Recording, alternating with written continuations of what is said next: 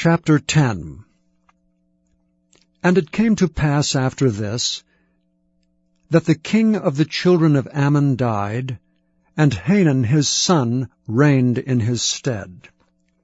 Then said David, I will show kindness unto Hanun the son of Nahash, as his father showed kindness unto me. And David sent to comfort him by the hand of his servants for his father. And David's servants came into the land of the children of Ammon. And the princes of the children of Ammon said unto Hanun their lord, Thinkest thou that David doth honor thy father, that he hath sent comforters unto thee? Hath not David rather sent his servants unto thee to search the city, and to spy it out, and to overthrow it? Wherefore Hanun took David's servants, and shaved off the one half of their beards, and cut off their garments in the middle even to their buttocks, and sent them away. When they told it unto David, he sent to meet them, because the men were greatly ashamed. And the king said, Tarry at Jericho until your beards be grown, and then return. And when the children of Ammon saw that they stank before David, the children of Ammon sent and hired the Syrians of Beth-rehob, and the Syrians of Zobah, 20,000 footmen, and the king of Maacah 1,000 men, and of Ishtab 12,000 men. And when David heard of it, he sent Joab and all the host of the mighty men. And the children of Ammon came out, and put the battle in array at the entering in of the gate. And the Syrians of Zobah, and of Rehob, and Ishtab, and Maacah were by themselves in the field. When Joab saw that the front of the battle was against him before and behind, he chose of all the choice men of Israel, and put them in array against the Syrians. And the rest of the people he delivered into the hand of Abishai his brother, that he might put them in array against the children of Ammon. And he said, If the Syrians be too strong for me, then thou shalt help me. But if the children of Ammon be too strong for thee, then I will come and help thee. Be of good courage, and let us play the men for our people, and for the cities of our God. And the Lord do that which seemeth him good. And Joab drew nigh, and the people that were with him, unto the battle against the Syrians, and they fled before him. And when the children of Ammon saw that the Syrians were fled, then fled they also before Abishai, and entered into the city. So Joab returned from the children of Ammon, and came to Jerusalem. And when the Syrians saw that they were smitten before Israel, they gathered themselves together. And Hadarezer sent, and brought out the Syrians that were beyond the river, and they came to Helam. And Shobach, the captain of the host of Hadarezer, went before them. And when it was told David, he gathered all Israel together, and passed over Jordan, and came to Helam. And the Syrians set themselves in array against David, and fought with him. And the Syrians fled before Israel, and David slew the men of 700 chariots of the Syrians, and 40,000 horsemen, and smote Shobach, the captain of their host, who died there. And when all the kings that were servants to Hadarezer saw that they were smitten before Israel, they made peace with Israel, and served them. So the Syrians feared to help the children of Ammon any more. Chapter 11. And it came to pass after the year was expired, at the time when kings go forth to battle, that David sent Joab and his servants with him, and all Israel. And they destroyed the children of Ammon, and besieged Rabbah. But David tarried still at Jerusalem.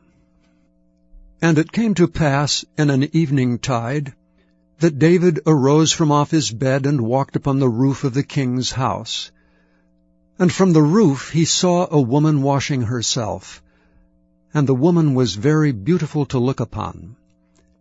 And David sent and inquired after the woman, and one said, Is not this Bathsheba, the daughter of Eliam, the wife of Uriah the Hittite? And David sent messengers, and took her. And she came in unto him, and he lay with her, for she was purified from her uncleanness, and she returned unto her house. And the woman conceived, and sent and told David, and said, I am with child. And David sent to Joab, saying, Send me Uriah the Hittite. And Joab sent Uriah to David. And when Uriah was come unto him, David demanded of him how Joab did, and how the people did, and how the war prospered. And David said to Uriah, Go down to thy house, and wash thy feet.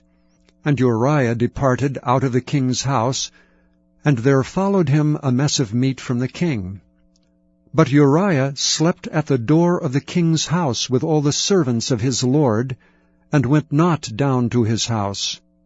And when they had told David, saying, Uriah went not down unto his house, David said unto Uriah, Camest thou not from thy journey? Why then didst thou not go down into thine house? And Uriah said unto David, The ark, and Israel and Judah abide in tents, and my lord Joab and the servants of my lord are encamped in the open fields. Shall I then go into mine house to eat and to drink, and to lie with my wife? As thou livest, and as thy soul liveth, I will not do this thing. And David said to Uriah, Tarry here today also, and tomorrow I will let thee depart. So Uriah abode in Jerusalem that day and the morrow. And when David had called him, he did eat and drink before him, and he made him drunk. And at even he went out to lie on his bed with the servants of his lord, but went not down to his house. And it came to pass in the morning that David wrote a letter to Joab, and sent it by the hand of Uriah.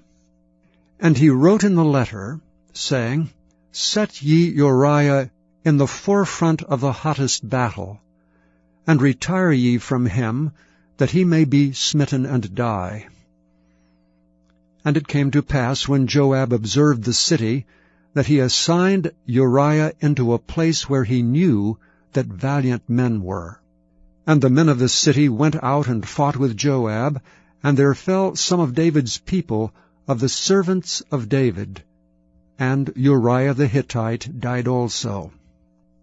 Then Joab sent and told David all the things concerning the war, and charged the messenger, saying, When thou hast made an end of telling the matters of the war unto the king, and if so be that the king's wrath arise, and he say unto thee, Wherefore approached ye so nigh unto the city, when ye did fight?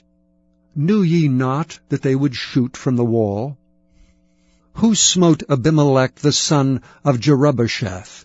Did not a woman cast a piece of a millstone upon him from the wall, that he died in Thebez? And went ye nigh the wall?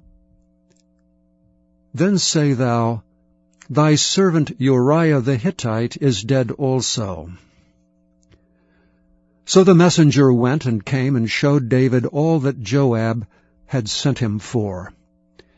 And the messenger said unto David, Surely the men prevailed against us, and came out unto us into the field, and we were upon them, even unto the entering of the gate. And the shooters shot from off the wall upon thy servants, and some of the king's servants be dead, and thy servant Uriah the Hittite is dead also. Then David said unto the messenger, Thus shalt thou say unto Joab, Let not this thing displease thee, for the sword devoureth one as well as another. Make thy battle more strong against the city, and overthrow it, and encourage thou him. And when the wife of Uriah heard that Uriah her husband was dead, she mourned for her husband. And when the mourning was past, David sent and fetched her to his house, and she became his wife, and bare him a son. But the thing that David had done displeased the Lord. Chapter 12. Now concerning spiritual gifts, brethren, I would not have you ignorant. Ye know that ye were Gentiles, carried away unto these dumb idols, even as ye were led.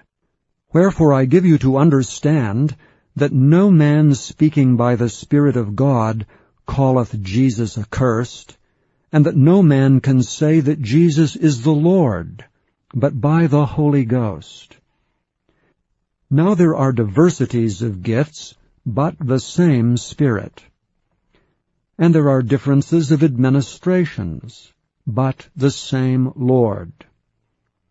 And there are diversities of operations, but it is the same God which worketh all in all.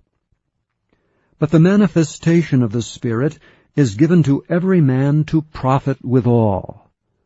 For to one is given by the Spirit the word of wisdom, to another the word of knowledge by the same Spirit, to another faith by the same Spirit, to another the gifts of healing by the same Spirit, to another the working of miracles, to another prophecy, to another discerning of spirits, to another divers kinds of tongues, to another the interpretation of tongues. But all these worketh that one and the selfsame Spirit, dividing to every man severally as he will. For as the body is one, and hath many members, and all the members of that one body, being many, are one body, so also is Christ.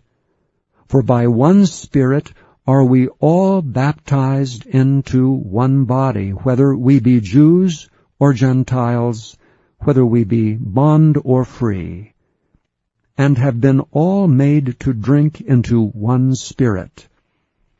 For the body is not one member, but many. If the foot shall say, Because I am not the hand, I am not of the body, is it therefore not of the body?